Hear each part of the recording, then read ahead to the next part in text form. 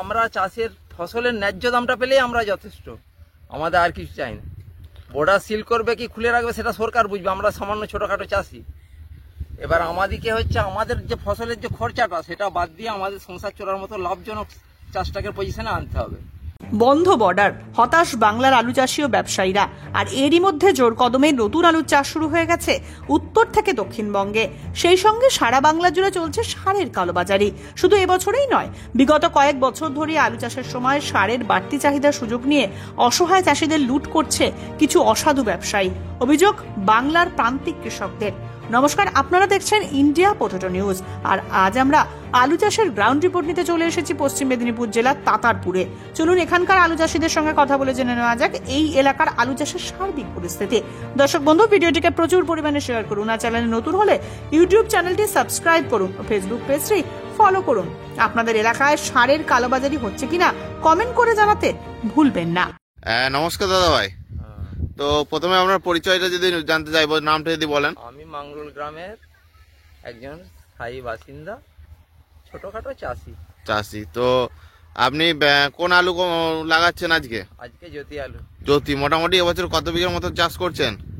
আমি 4 বিঘার মতন চাষ করি। 4 বিঘার মতো চাষ করেন। তো কোন কোম্পানির বীজ ব্যবহার করছেন? আমার এটা যোগা সিং এর জেস। তো আর সার ওই 10-26-26। 10-26-26। তো সার প্লাস বীজ দুটো নিয়ে কিরকম কি খরচা পড়ছে? এখন তো অনেক খরচ। চাষে সারের প্রিন্ট ফেলা আছে 1450 টাকা, দাম নিচ্ছে 1950 টাকা। 1950 টাকা। আর বীজের দামটাও তো খুব হাইয়ের দিকে। দাম 3000 টাকা বস্তা। 3000 টাকা বস্তা বীজ কিনেছে। তো সামনের বছর নিম্নচাপের কারণে কি দুবার চাষ করতে হয়েছিল? আর বছর দুবার লাগানো হয়েছে। তো এবছরেও তো নিম্নচাপ হওয়ার সম্মুখীন ছিল, কিন্তু হ্যাঁ, জলটা কম হয়েছে বলে আলুর বীজগুলো রয়ে গেছে। তো এবছরে আলু চাষ করে কিছু লাভ পেয়েছেন? এবছর লাভ, আর বছর তো দুবার বীজ কিনতে হয়েছে, হ্যাঁ, লাভ হবে? লাভ কিছুই নেই, যা লসের দিকে। জমা খরচ সমান প্রায় কোন রকম চলছে। তো সরকার বারবার বর্ডার সিল করে দিচ্ছে, তো সেই কারণে আলুর দামটা অনেকটাই নিচে দিয়ে নেমে যাচ্ছে। এই কারণে আপনি কি বলবেন? কিন্তু আবার দেখতে পাচ্ছি যে সারটা অনেক দামে কিনতে হচ্ছে, সেই দিকে কোনো নজর দিচ্ছে না। অবস্থাটা সরকারকে নিতে হবে। 1450 টাকা প্রিন্টের সারকে আমাদেরকে 1950 টাকায় কিনতে হচ্ছে। আমরা যদি বেশি কেরামতি দেখাই, বলছে সার নাই, সার দোকান থেকে মিলছে না। আগে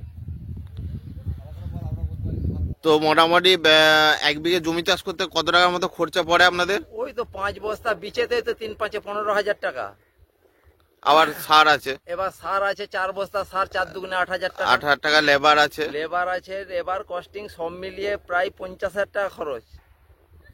তো খরচের তুলনায় সেই তুলনায় কি লাভ হয় আপনার? আর বছর দুবার বীজ কিনতে হয়েছে, 4,000 টাকা বস্তা বীজ দুবার কিনতে হয়েছে। আর বছর ডবল দাম নিয়েছে লাস্টে বীজের, তার ফলে আর বছর লসে রান করেছে চাষ। তো আপনার কি এখনো আলু আছে কি স্টোরে, না আপনারা সব বিক্রি করে দেন? আলু স্টোরে আলু তো আগেই 4টিখানি রেখেছিলাম, বিক্রি করে দিয়েছি জ্যৈষ্ঠ মাসের আগেই। আর যেগুলো চাষ থেকে বিক্রি করেছি তখন তো কম দামে একটু বিক্রি হয়ে গেছে। কম দামে বিক্রি হয়ে গেছে। দেনাদুনি করে চাষ করা হয়, এবারে সেটাকে শোধ করতে হবে। তো তাদের কি দেনা ঝুলি রাখলে হবে? হ্যাঁ, নমস্কার দাদা। তো আপনার নামটা প্রথমে পরিচয়টা জানতে চাইবো, যদি একটু বলেন। সুকুমার চানু। সুকুমার বাবু, আজকে আপনি যে আলু লাগাচ্ছেন, এটা কি আলু লাগাচ্ছেন? জ্যোতি না পোগরাজ? জ্যোতি আলু। তো কোন কোম্পানির বীজ ব্যবহার করছেন?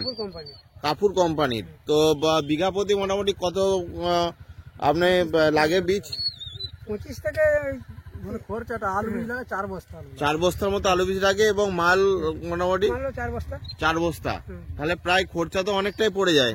টিউশন, ট্রাক্টর, ওষুধ, জল, লগি, বহু খরচা। একটু জোরে বলবে না? খোলা পর্যন্ত এখন অনেক খরচা পড়ে যায়। তো সামনের বছর দেখেছি নিম্নচাপের কারণে দুবার আলু চাষ করতে হয়েছে। তো এবছরেও তো দেখছি নিম্নচাপ প্রায় আসার সম্মুখীন ছিল।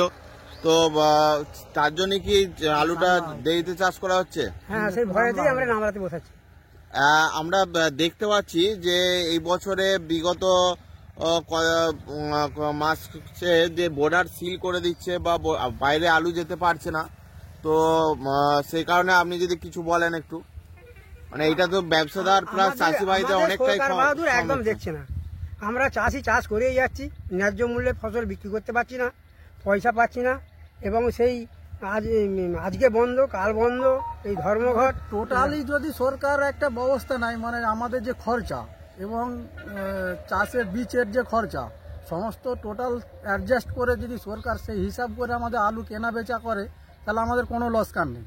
কিন্তু ওরা যখন আমরা বীজ কিনছি তখন অমূল্য মানে 5,000 টাকা বস্তা, আর যখন আলু বিক্রি করছি তখন 250 টাকা বস্তা। হ্যাঁ, এই প্রসঙ্গে বলবো সারের দামটাও তো প্রচুর সারের দামটা বাড়াচ্ছে, তেলের দাম বাড়ছে। আমাদের কৃষক যে চাষ দিচ্ছি জমিতে তেলের দামের ফলে ওরা মিনিট বাড়াচ্ছে। তাহলে এতে করে এই হিসাবটা সরকার রাখছে না। যদি original হিসাব রেখে আলুটা, যা দাম হবে সেই রেটে যদি আলুটা সরকার বিক্রি করে, বা যদি দেখে যে আলুর অতিরিক্ত ফলন হচ্ছে তাহলে চাষ কমাতে হবে, তাহলে সেরকম চাষিকে চাষ করায়, তাহলে আলু চাষ কমে যাক, সবাই অ্যাডজাস্ট করে সেরকম আলু কমিয়ে সেরকম কিছু চাষ করলে সঠিক চাষি বাঁচবে।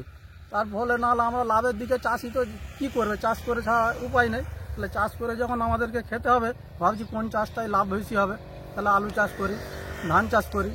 কোনো চাষেই, ধান চাষেও তো রেট বেঁধে দিচ্ছে এই রেট, এই দামে সরকার কৃষক বন্ধুই ধান কিনছে কিষাণ মানে মান। চাষি ভাইরা এখন বহু সম্মুখীন হতে হচ্ছে যে কোনো চাষ করতে গেলে কোনো লাভের মুখ দেখতে সঠিক পাচ্ছে না। যদি মূল্যটা সঠিক রাখে সব জায়গাতেই, যে সারের দাম এই থাকবে, এই দিকে চলো, আমাদের ধানের দাম এই থাকবে, আলুর দাম এই রেট বাড়া হয়ে গেল, এত টাকা খরচা বিঘে প্রতি, এত এই আলুর ফলন হচ্ছে, হিসাব করে দেখে নিল মাঠে এসে এই ফলন হয়েছে আলুর, এই রেটে বিক্রি করলে চাষি খরচা বাবদ 2-5 হাজার থাকবে, তাহলে ওরা সারা বছরটা খেতে পাবে।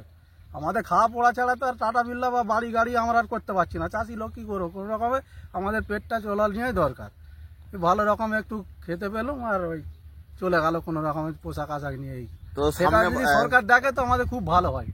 তো সামনের বছর যে আলু ছিল সেগুলো সব কি বিক্রি হয়ে গেছে, না স্টোরে কিছু এখনো মজুদ আছে?